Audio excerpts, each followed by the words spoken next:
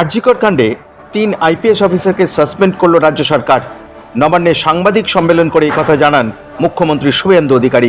অভিযোগ বারবার যে সিবিআই এর পক্ষ থেকে আদালতে করা হয়েছে যে প্রমাণ লোপাট করা হয়েছে, অর্থাৎ তৎকালীন পুলিশ কমিশনারের পুলিশের ভূমিকা নিয়েও কিন্তু প্রশ্ন উঠেছিল এবং তাই সেই পরিপ্রেক্ষিতে সিবিআই যেমন তদন্ত করবে, কিন্তু এই যে প্রশাসনের অর্থাৎ রাজ্য প্রশাসনের যারা দায়িত্বে ছিলেন অর্থাৎ তৎকালীন কলকাতার পুলিশ কমিশনার এবং কলকাতা পুলিশের ডিসি, তাদের যে ভূমিকা সেটা কিন্তু অত্যন্ত সন্দেহজনক ছিল। তাই সেই বিষয়টা খতিয়ে দেখার জন্য তিনি শুভেন্দুবাবু নির্দেশ দিয়েছেন, তদন্ত হবে এবং তদন্তের জন্য আপাতত কলকাতার তিনজন আইপিএস অফিসারকে সাসপেন্ড করা হলো।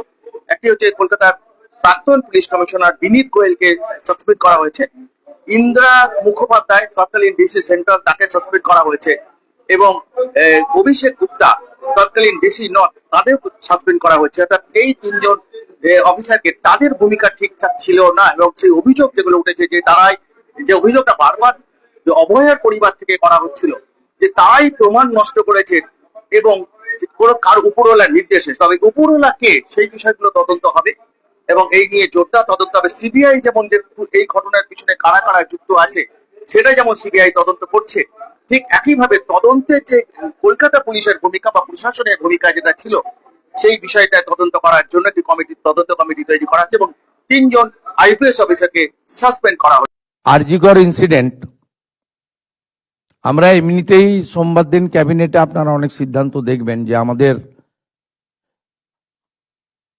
চার্জশিট ডিক্লারেশন এবং ম্যানিফেস্টোতে অনেকগুলো বিষয় বলা রয়েছে, অ্যাট্রোসিটি এগেইনস্ট ওমেন, আমাদের ইনস্টিটিউশনাল করাপশন, ওগুলো আমরা পরে পরে বলবো। ক্যাবিনেটের অ্যাপ্রুভাল নিয়ে, প্রপার অথরিটির অ্যাপ্রুভাল নিয়ে আমরা আপনাদেরকে নিশ্চয়ই জানাবো।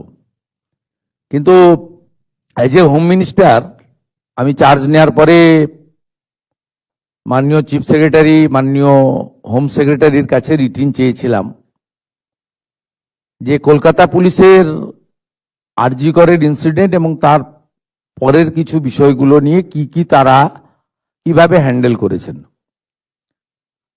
Under the leadership of the chief secretary along with home secretary, তারা একটা ফ্যাক্ট ফাইন্ডিং এর কাজ করেছেন গত কয়েকদিন ধরে। সেইটা দেখার পরে ইনিশিয়ালি আজকে আমরা একটা অ্যাডমিনিস্ট্রেটিভ অ্যাকশন নিলাম। এজ এ হোম মিনিস্টার আমি ডিক্লেয়ার করছি, সেটা হচ্ছে ওই সময় যে ইনসিডেন্ট ঘটেছিল তাকে মিসহ্যান্ডেলিং করা, প্রপারলি এফআইআর ইনভেস্টিগেশন ইনিশিয়ালি যে পার্টটা পুলিশের করা উচিত ছিল এজ এ ডিসিপ্লিন অর্গানাইজেশন, সেই বিষয়গুলো দেখা। আমরা কিন্তু মূল ইনভেস্টিগেশন পার্টে যাচ্ছি না, কারণ ওটা সিবিআই করছে এবং কোর্টে পেন্ডিং রয়েছে। আমরা শুধুমাত্র আমাদের সরকারের যে লোকরা ছিল, specially the senior police officers, দিদেন কলকাতা পুলিশের যারা ছিলেন সিপি এবং ইনক্লুডিং অল, এবং সবচেয়ে বড় অভিযোগ যেটা ইনিশিয়ালি আমাদের কাছে থ্রু মিডিয়া অনেকবারই এসেছে ভিকটিমের মাদারের পক্ষ থেকে, যে 2 জন police officer on behalf of the state government টাকা দিতে চেয়েছিলেন। এটা তদন্ত করতে হবে যে অ্যালিগেশন কতটা, কিন্তু ইনিশিয়ালি আমরা মনে করি এই তদন্তগুলো করতে গেলে যাদের বিরুদ্ধে অভিযোগ পুলিশ আধিকারিক তাদেরকে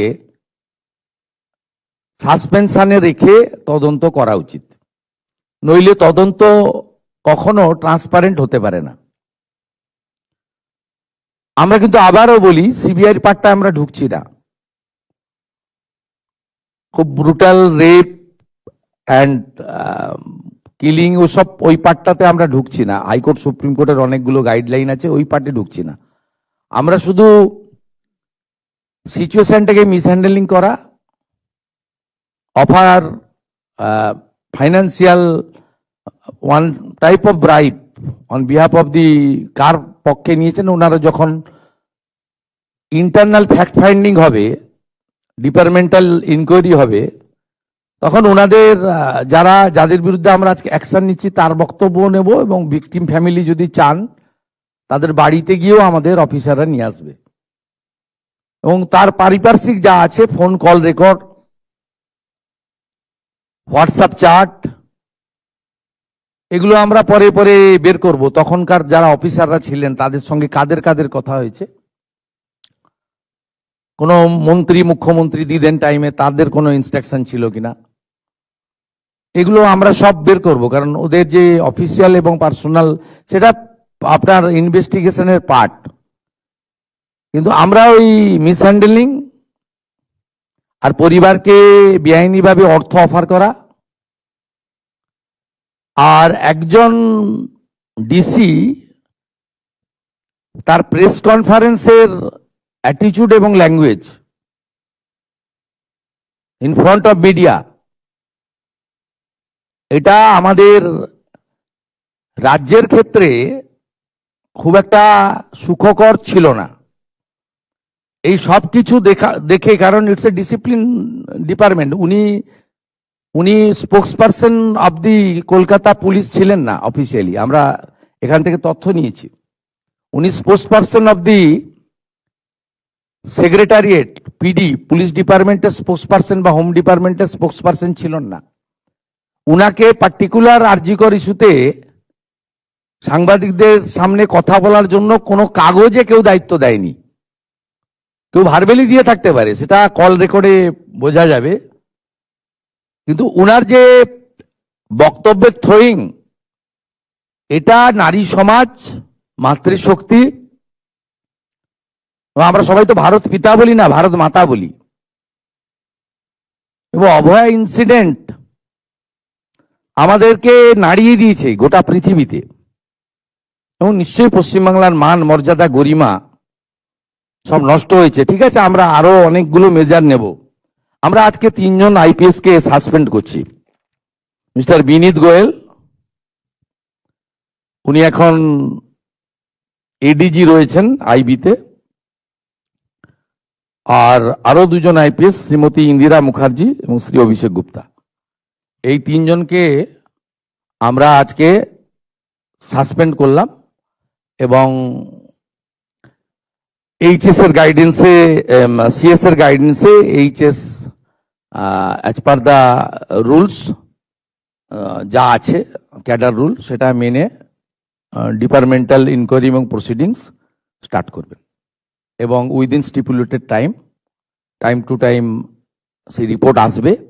যেটা প্রেসকে বলার বলবো, যেটা ডিপার্টমেন্টাল অ্যাকশন নেওয়ার আমরা নেব, এবং যেটা আমাদের যেহেতু ইউনিয়ন ক্যাডার, যেটা আমাদের ইউনিয়ন ক্যাডার, ওনার যে কন্ট্রোলিং অথরিটি, সেখানে জানানোর আমরা জানাবো, সেটা তার প্রসিডিওর বলা আছে ক্যাডার রুলে। কিন্তু ইনিশিয়ালি আমরা এই 3 জনকে সাসপেন্ড করলাম due to mishandling and offering bribe to the victim family and organized press conference without the permission from the appropriate authority. Mr. Binit Goel, Srimati Indira Mukherjee, Sri Abhishek Gupta. Thank you.